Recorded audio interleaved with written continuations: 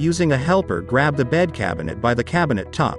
Slowly and carefully raise it until it is standing up vertically.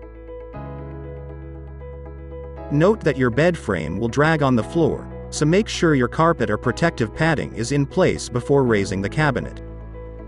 Now grab the bed frame with your helper and slowly and carefully raise it until it recesses all the way into the cabinet at the top. Note the bed frame will be heavy at this point, more so for the vertical style Murphy beds. Notice here how the footer end of the bed frame is recessed into the cabinet at the top. It is also very important to note that the cabinet top stopper unit is not installed at this point. If you have installed it, please remove it before raising the bed frame.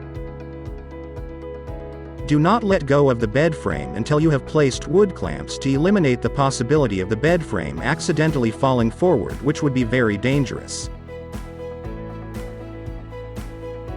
If you choose not to use wood clamps, have your helper hold the bed frame by the handles, so it does not accidentally fall forward. For this next step, make sure that there is at least 2 to 3 feet between the wall and the bed, so you can comfortably fit behind the bed cabinet. Now it's time to attach the two made in USA easy lift pistons that comes with the Murphy bed kit. Notice the label on each of the pistons indicating which end of the piston should be facing up towards you. Also, it is important to note the easy lift piston system stores a lot of mechanical energy, which can be dangerous if you do not follow these instructions. Do not try to compress the pistons by hand or by any other means other than the procedure shown here. Please do not try to do your own thing. Grab one of the pistons and align the end fitting on the narrow rod end of the piston body, and gently push the end fitting onto the ball stud on the lower plate. The piston end fitting should easily snap onto the ball fitting without much effort.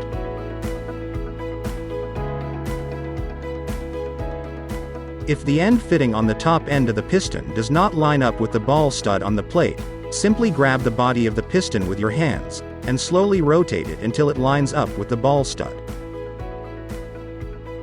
Your helper needs to be in front of the bed frame to properly attach the upper end fitting to the ball studs. Get your helper to slowly move the bed frame in and out, in a range of a couple of inches, until the end fitting on the piston lines up with the ball stud on the plate. The end fitting should easily snap onto the ball stud once you get it lined up. If you are unable to get the end fitting on the piston to line up with the ball stud, double check your measurements, especially the measurement on the cabinet sides between the upper piston plate and the bottom end of the cabinet sides. See section 13 of the construction guide for measurements and more details. Also, make sure you have not installed the cabinet top stopper unit, as already mentioned, as this will prevent the bed frame from moving into the cabinet at the top, making it impossible to install the easy lift pistons. Repeat the same steps to attach the other easy lift piston to the other side of the bed cabinet. After you have installed both easy lift pistons, the bed frame should still be recessed in the cabinet a little at the top as shown here. You may now safely remove the clamps and let go of the bed frame. It is very important not to try to open the bed frame at any point until it is properly anchored to the wall, which will be covered in the next step. Trying to open the bed will cause the bed cabinet to fall forward along with the bed frame, and this is unsafe and very dangerous.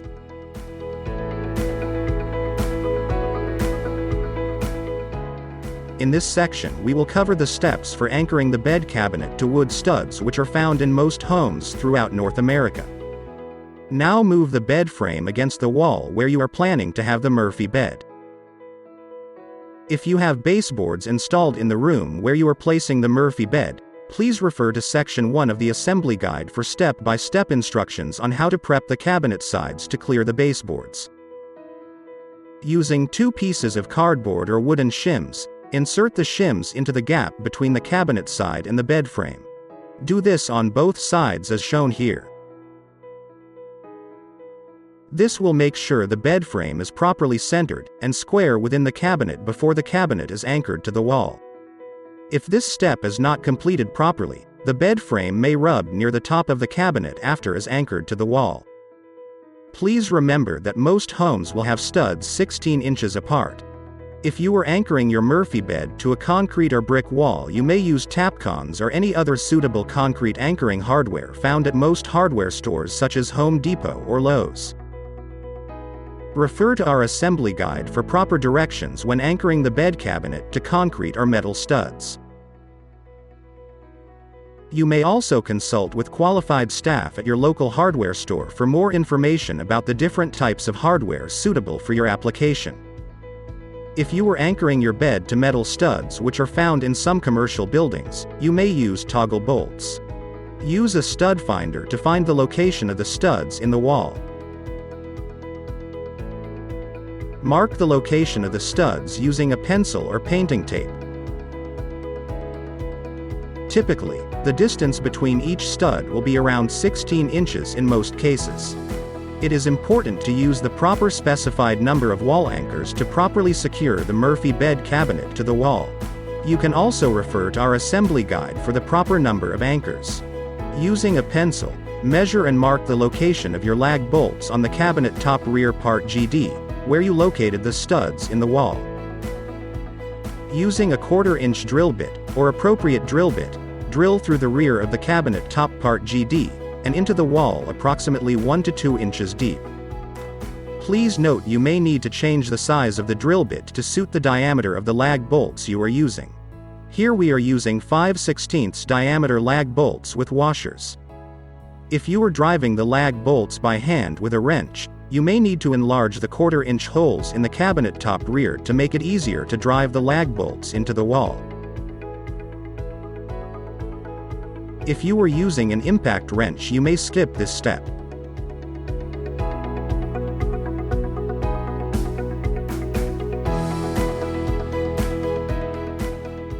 We have now attached our double-size horizontal Murphy bed to the wall using 4 lag bolts. You may now remove the shims between the bed frame and the cabinet. And if you enjoyed this video, please like it, and subscribe for more upcoming great DIY content from us.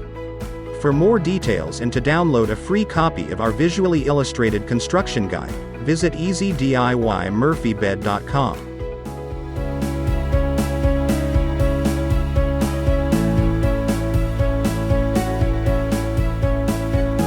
Thank you for watching.